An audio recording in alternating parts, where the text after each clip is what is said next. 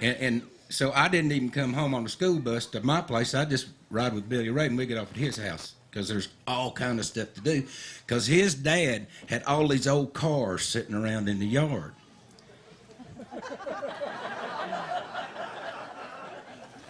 Y'all been over, ain't you?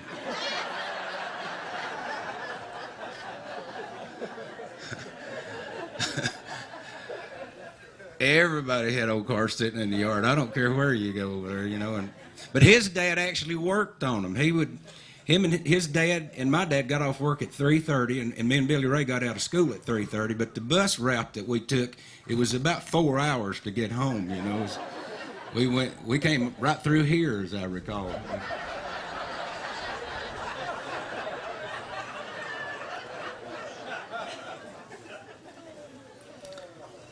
But when we'd get home, Billy Ray's dad had already be there, and he was a genuine shade tree mechanic. Had an old white oak tree there behind their house, and he didn't have a shed, you know, much less an apartment over it. He didn't. He had him a chain hoist on a big limb in that oak tree, where he could pull motor blocks and stuff, you know. And then he had him a tarpaulin there, but he had a real nice Sears and Roebuck toolbox there. And he's meticulous about his tools. He had a tarpaulin that he kept over his tools and stuff there. And had all these old cars. Well, me and Billy Ray, 12 years old, you know, we loved to get in them old cars, you know. But his dad wouldn't let us fool around in them because he said, you boys can't get in them old cars. He said, there's snakes. We were like, really? He said, spiders. We're like, oh, yeah. He said, broken glass. We're like, you know. So what we'd do, we'd just ride our bicycles up and down the road just waiting. Because we knew that at 6:30, Billy Ray's mom would step out on the back porch and go, Danner! And me and Billy Ray would run our bicycles up there and throw them down in the dirt, and we'd run in the house and eat our fried hot dog sandwiches, you know. And our great Kool-Aid. And we'd eat real fast, you know, and cram down some potato chips, and then we'd sit down there and we'd wait. Because his dad, when he heard, Danner, that's when he'd start putting his tools away. He'd go over and he'd polish every wrench, and he'd lay it just carefully in that drawer where it's supposed to be, so he'd know right where it was, and it'd be ready to use the next day. And then he'd go over to the back porch there, and there was a water spigot about that high. And next to that water spigot was 2 4-inch concrete cat blocks sitting. And on top of them 2 4-inch cat blocks was a milk bucket turned upside down. And underneath that milk bucket was a box of Tide laundry detergent. And he'd take that milk bucket off there and he'd set it under that spigot and he'd just crack it open. Just crack it open. So he got him a good drizzle going. You'd hear it in that milk pail. And then he'd reach down and get that Tide, and he'd carefully get him just a little mound there, and he'd take that ring finger on his right hand and make a dimple in the top of it. And then he'd stick that under that drizzle of water for like 1.4 seconds. And then he'd take him old hard calloused hands and start. And them hands would turn white as them chairs you're sitting on there, you know. And then he'd start up his arms, you know. And he'd get right up to the elbows. He looked like a debutante going to a cotillion, you know. And by that time, that bucket's about half full of water, and he'd reach down with his elbows and turn that spigot off, and then he'd reach down in there and start working that stuff up his arms, get all that soap off, and then dry his hands on his shirt like that, you know. And then he'd walk in the house, and me and Billy Ray would be sitting there waiting. And he'd walk in the house, and Billy Ray's mom would have his hot dog sandwiches, he always had too, stacked carefully on top of one another.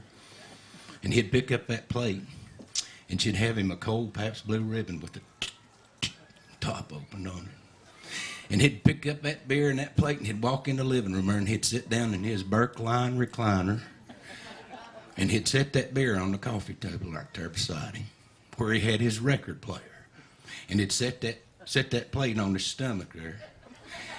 And then he'd open up that record player.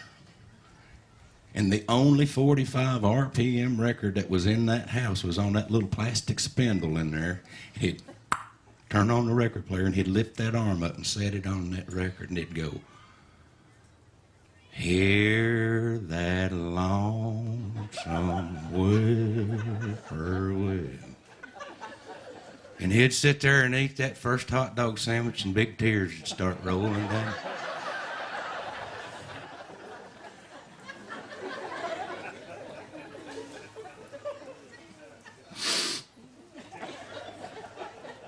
I need another beer, darling.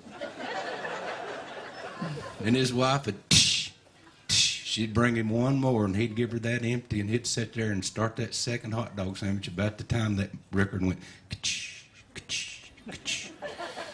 and he'd reach over and start her back at the beginning and start the big tears running down his shirt to get all wet. Yeah. Me and Billy Ray, we'd walk out on the porch because we knew it was almost time. And about the fourth time through I'm So Lonesome I Could Cry, we'd hear, ka-ch, ka-ch, ka-ch.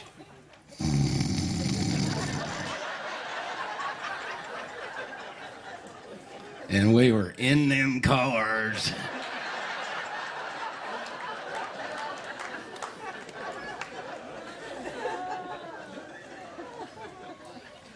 And we were Elvis and Jerry Lee Lewis riding around Memphis. I was the killer. Now, Elvis didn't like to drive. Elvis liked to be chauffeured, and I liked to be in control, so I always drove, you know.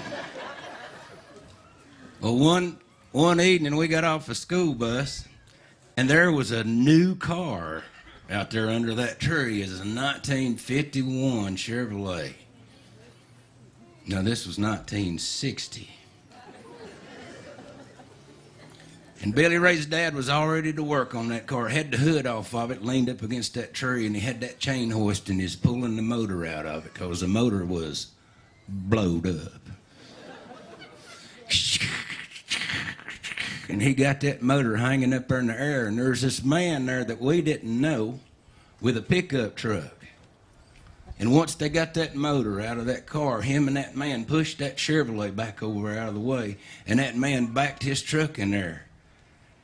Now, he was getting that motor to use for a houseboat anchor.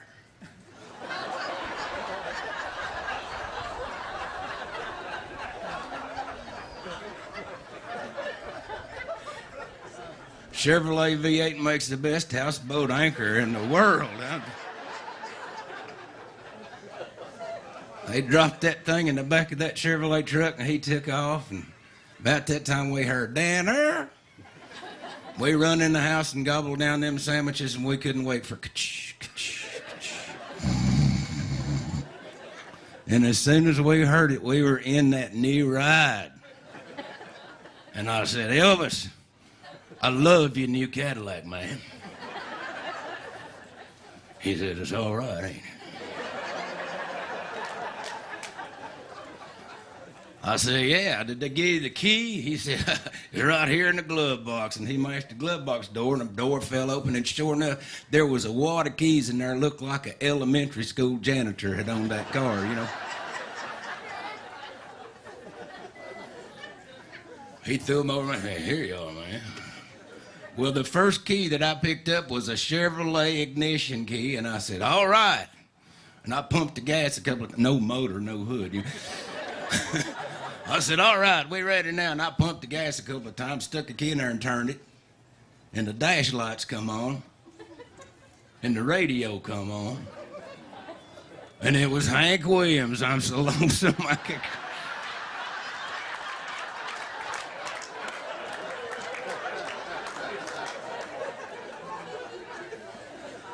And we love Hank Williams, you know. I said, "Elvis," I said, "let's go to West Memphis to the dog races tonight." He said, "Sound good to me." Well, we got about halfway across the Mississippi, and that old battery run down, and it was like, "I'm so lonesome." I got the other end of the bridge. I just turned around and said, "Elvis, we going back to Graceland to shoot pool. We can't listen to the radio." You know. He said, "Killer, I got an idea." I said, "What is it?" He said, "Follow me. I said, where are we going? He said, never mind, just follow me. We got out of the car and walked across the yard there. He said, wait here by my bedroom window. I said, why? He said, just wait right here. He run around through the kitchen door. A couple of seconds, that bedroom window slid up and he handed me the end of a big, long, yellow extension cord. He said, run down out there at the Cadillac. I said, all right. I drug that extension cord through his window and out there to our Cadillac, and Elvis come running out of the kitchen and run over to his dad's tarpaulin and lifted it up and drug out a battery charger. And we plugged that battery charger into that extension cord, and he took him clips and put it on the battery, and it was Jerry Lee Lewis singing, a whole lot of shaking going on. I love that song. Well, we got in, and the next night we couldn't wait. The next night we went plumb all the way out to Little Rock and back. And that summer we went up and down Highway 61 up and down the Memphis Delta, and we spent hours and hours with every blues man up and down that river. I remember one night we went as far east as Nashville and did guest slots on the Grand Ole Opry. They weren't ready for the killer, I can tell you that. I got 4 standing ovations that night.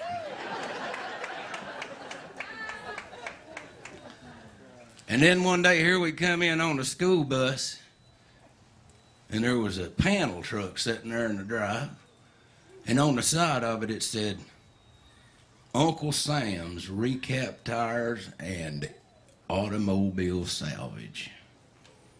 Now, Uncle Sam had a junkyard over in Newport, and he was in our part of the county buying used car batteries. So we lost our ride. That night we were planning on going to Chicago, and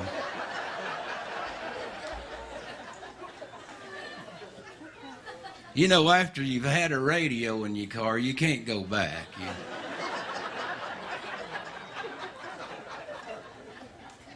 We tried fishing in the river. It wasn't the same, you know. We kind of lost our identity there. And then about a month later, we come getting off the school bus going, what are we going to do? I don't know. You want to ride horses? Not really. You want to go fishing? We could shoot marbles? No, I don't do that. And there, sitting under the tree, was a 1949 Plymouth. And his dad had the hood off, and he was pulling the motor out of it, and we walked over there and looked, and there's a big battery sitting in there. We finally made it to Chicago.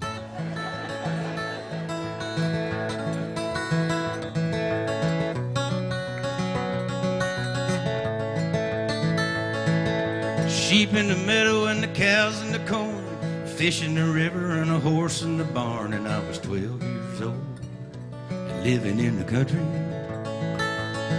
with a blue tick hound and a chestnut mare. Me and Billy Ray, you know, were loaded for bear on a Saturday, living in the country. When you're 12 years old living in the country, seemed like the only place to be. The work's all done and we're headed for the river. We're gonna catch all the fish in eastern Tennessee, Billy Ray and me.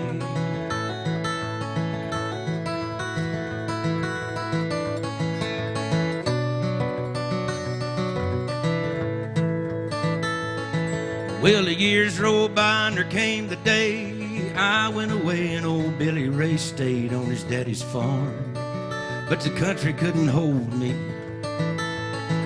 Well, I seen all the places that I wanted to see, but I ain't seen nothing like East Tennessee, and I'm glad to say I'm back in the country.